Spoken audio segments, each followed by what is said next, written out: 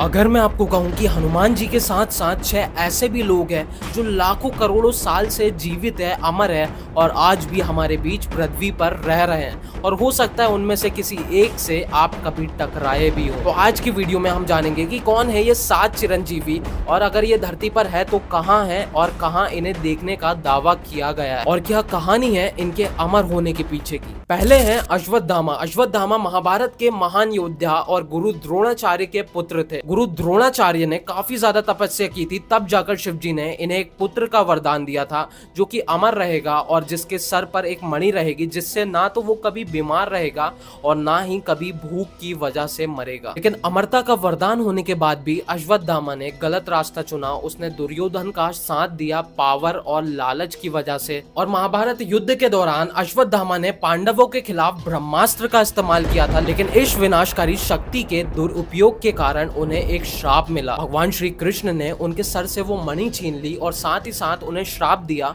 कि वो युगों युगों तक भटकते रहेंगे और आज भी माना जाता है कि पृथ्वी पर अश्वत्थामा दर्द और कष्ट के साथ भटक रहे हैं। और हाल ही में एक आर्टिकल सामने आया था जिसमें मध्य प्रदेश के डॉक्टर दावा करते हैं कि उसने अश्वत्थामा को देखा है। डॉक्टर बताता है कि उसके पास एक पेशेंट आता है जिसके सर से लगातार खून बह रहा था और वो पेशेंट डॉक्टर को बताता है कि उसने कई डॉक्टर से सर्जरी भी करवा ली है और कई दवाइयां भी ले ली है, लेकिन फिर भी उसका घाव नहीं भर रहा है। तो फिर वो मध्य प्रदेश का डॉक्टर बोलता है कि कोई बात नहीं, मैं तुम्हारी सर्जरीज करूंगा एंड हो सकता है तुम्हारी ये जो घाव है वो ठीक हो जाए। उसके बाद वो डॉक्टर से उसकी कई सर्जरीज करता है, लेकिन फिर भी उसका घाव नहीं भरता और एक दिन मजाक मजाक में डॉक्टर उससे बोल देता है कि तुम्हारे घाव नहीं भर रहे हैं, कहीं तुम अश्वत्थामा तो नहीं हो। और इतना सुनते ही वो पेशेंट अचानक से कहीं गायब हो जाता है। ना तो डॉक्टर को पता चलता है कि वो कहाँ गया, ना ही हॉस्पिटल के किसी स्टाफ को पता चलता है कि वो कहाँ गया। और साथ ही साथ एक कहानी ये भी है कि मध्य प्रदेश के एक मंदिर में खुद अश्वत्थामा शिव जी की पूजा करने आता है रोज सुबह 4 बजे। दूसरे हैं हमारे पवन पुत्र हनुमान, जो कि श्री राम के अनन्य भक्त माने जाते हैं। मान्यताओं के अनुसार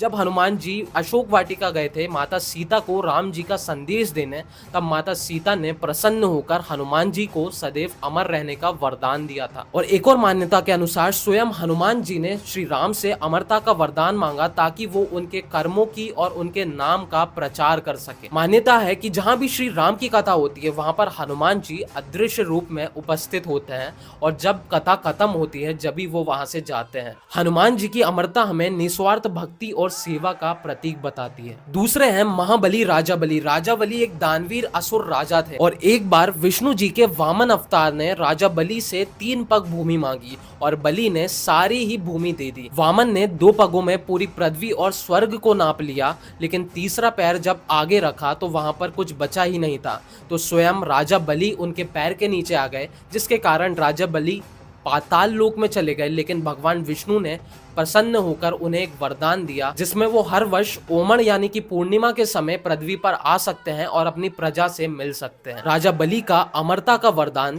त्याग और निस्वार्थता का प्रतीक है। तीसरे हैं महर्षि वेद व्यास। वेद व्यास महाभारत के रचयिता हैं और इन्हें अमरता का वरदान मिला ताकि वे मानव जाति को ज्ञान, धर्म और नीति का मार्गदर्शन कर सके। ऐसा माना जाता है कि वेद व्यास जी ने महाभारत को 4 भागों में विभाजित किया और पुराणों की भी रचना की। उनकी उपस्थिति हमें ज्ञान की महत्वता का संदेश देती है और इसीलिए आज भी हम हर साल व्यास पूर्णिमा के दिन उनकी पूजा करते हैं। 5वें हैं विभीषण। हमने रामायण में 2 भाइयों के बारे में तो सुना है, राम और लक्ष्मण नहीं बल्कि रावण और विभीषण। जहां पर रावण ने बुराई का साथ दिया, लेकिन विभीषण ने अपने भाई रावण का साथ नहीं देकर भगवान श्री राम का साथ दिया और अधर्म के विरुद्ध खड़े हुए और आखिरी क्षण तक श्री राम के साथ खड़े रहे और बुराई का अंत किया। और फिर भगवान श्री राम ने जब उनका राज तिलक किया तो भगवान श्री राम ने विभीषण को सदैव अमर रहने का वरदान दिया था। विभीषण जी से हमें यही सीख मिलती है कि we always have right choice. और पता है आज भी श्रीलंका में लोग विभीषण जी को पूजते हैं। छठे हैं कृपाचार्य। महाभारत के महान योद्धा और गुरु कृपाचार्य ने कुरुक्षेत्र में कौरवों का समर्थन किया, लेकिन युद्ध के बाद वे जीवित रह गए। उनकी अमरता उनके ज्ञान, धैर्य और नीति का प्रतीक मानी जाती है। उन्हें भी अमरता का वरदान मिला ताकि वे युगों युगों तक मानव जाति को अपने ज्ञान और नीति से मार्गदर्शन कर सके। और अंत में आते हैं भगवान परशुराम। इन्हें हम महान योद्धा भी कह सकते हैं। परशुराम भगवान विष्णु के छठे अवतार है, जिन्होंने पृथ्वी पर पाप का नाश करने के लिए जन्म लिया। ये एक बहुत ही महान वॉरियर और इन्हें सारे ही शस्त्रों का ज्ञान है। इन्हें अमरता का वरदान मिला और माना जाता है कि भविष्य में भगवान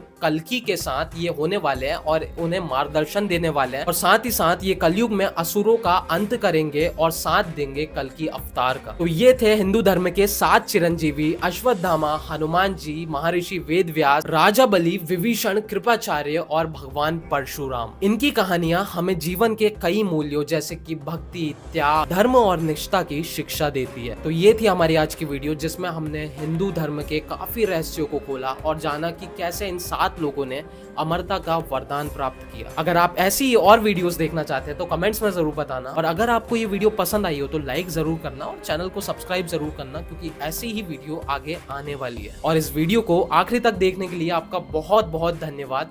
जय श्री राम।